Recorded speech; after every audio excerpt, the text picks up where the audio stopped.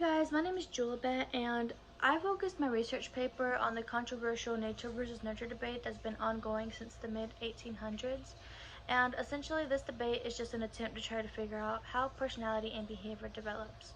And when I began writing this paper, I was originally siding with nurture, but I began to realize that the question is a lot bigger than how, is it nature or is it nurture, and it really molds into how do nature and nurture work together to develop personality and behavior.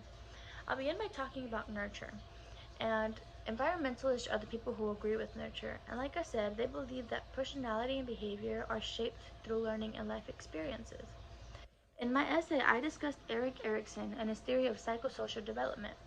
Erikson was a teacher who specialized in psychoanalysis, and he believed that personality is shaped and developed through the experiences that we encounter throughout our lives, from birth till old age. His theory has been used extensively in the field of early childhood education, and it slightly discusses trauma. And one major point that I discussed in my essay was trauma, especially trauma during childhood. I used the Adverse Childhood Experiences quiz, or the ACE quiz, as a tool, and this quiz is used to help spread awareness about how adversity during childhood can lead to social and emotional issues later on in life. The ACE quiz itself is 10 questions, and it asks questions that involve common childhood traumatic experiences like physical, sexual, emotional abuse, and neglect. This quiz is scored from 0 to 10, with 10 being that great adversity was faced. The higher the ACE score, the higher the statistical chance of suffering psychological issues is. For example, Stop the Abuse campaign has a chart that shows that a woman with an ACE score of 0 has a 2.5% chance of developing chronic depression. But when compared to a woman with an ACE score of 4, the percentage nearly triples to 42%. And the ACE quiz is just a tool used to show how experiences during childhood can affect behavior and personality later on in life by causing issues like isolation, anxiety, and depression. Now moving on to nature, which is the more scientific side because it's limited to biological factors that most times can't be disputed. Nativists are the people who side with nature, and they argue that our personality and behavior is encoded into our DNA. Just like we inherit eye color, hair color, nose shape, researchers have learned that many inherited factors affect personality and behavior. In my essay, I discussed mental illness, especially mental illnesses that are inherited, and that nobody can argue that mental illnesses like ADHD, schizophrenia, depression, and bipolar disorder all heavily impact how we behave and our personalities. Bipolar disorder, for example, is a condition that causes extreme mood swings, and it affects behavior, judgment, thinking, and most definitely leads to personality variation. Mental illness is a genetic factor and is an example of how nature comes into play by influencing personality and behavior through mental illness. Both nature and nurture have heavy weighing factors that influence behavior and personality.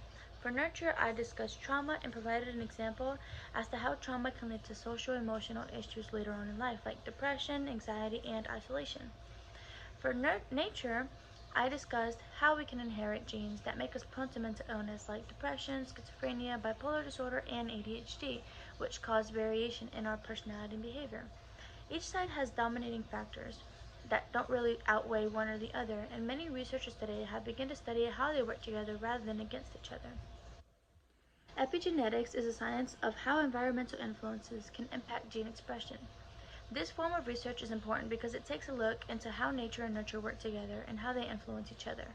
For example, mental illness, which I discussed, that are in your genes, you cannot get rid of them. But many genetic mental illnesses like bipolar disorder, for example, can lay dormant, and which means that the gene is not being expressed. But experiences, especially traumatic ones, can trigger that gene's expression. Here, nature and nurture influence each other and develop an outcome. But this is just one example to show how environmental influences impact gene expression. Nature and nurture work together to develop personality, and they shouldn't be made to compete. David Moore is a psychologist that studies epigenetics, and like he said, asking which side is more important is like asking, are spark plugs or gasoline more important to make a car run? You need both, or the car won't run, just like personality and behavior needs both nature and nurture to develop. Through this essay, I hope that I help people understand that both nature and nurture have heavy weighing factors that equally influence personality and behavior.